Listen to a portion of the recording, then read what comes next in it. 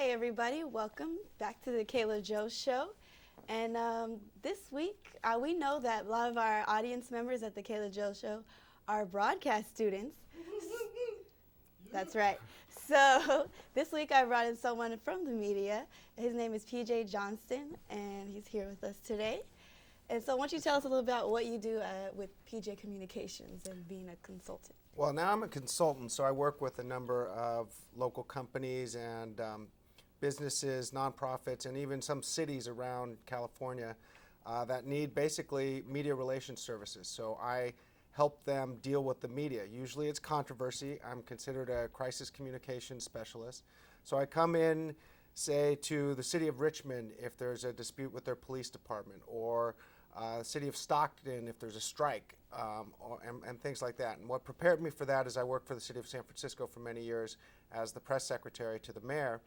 And those kind of issues that we dealt with in City Hall prepared me to do that kind of work for a variety of different clients. All right, so why don't you give us an example of some of the clients you've had or some of the issues that you've had to deal with? Well, right here next to San Francisco State is a big neighborhood called Park Merced.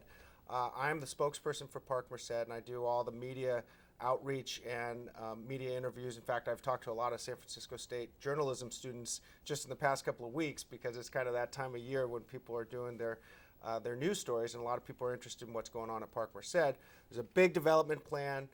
Thousands of units are going to be torn down. Thousands of new units are going to be built. That's always controversial in San Francisco.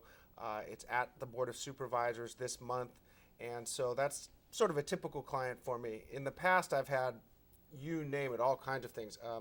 I used to work for the Secretary of State for the state of California, who got in a lot of trouble for sort of mixing state money with campaign money and campaign events and sort of paying his staff people, fortunately not me, but staff people with state funds to go out and do things that were pretty overtly political.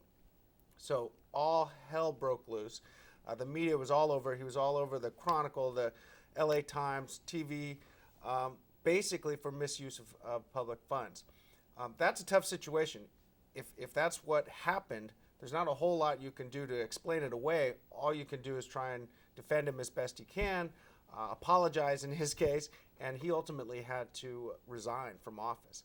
That's kind of an extreme example of when it goes Right. badly. The years I worked for Mayor Brown, we had a lot of success. We had two campaigns that I worked on. He won them both, obviously, and was elected mayor twice, the city's first African-American mayor. And we had a lot of ups and downs in City Hall, but it was a really fun job, and I dealt with all the media here in San Francisco and the national media and things like that. Okay.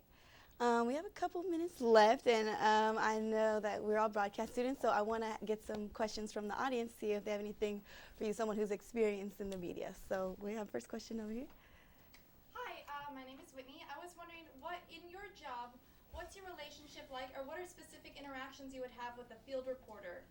Well, I talk to them quite a bit, and typically, I'll give you a good example of what sort of trained me for this kind of work is when I worked in City Hall, things always seem bad with Muni, but if you can believe it, Muni was in really bad shape right around 1998, 1999. There was something called the Muni meltdown when all the trains in the subway kept not crashing into each other, but the system would crash and they get stuck in the subway. So Mayor Brown sent me to Muni to work over there for about a year and a half, and I would, on a typical week, have 3 or 4 times where I'd have to go to the site of a crash.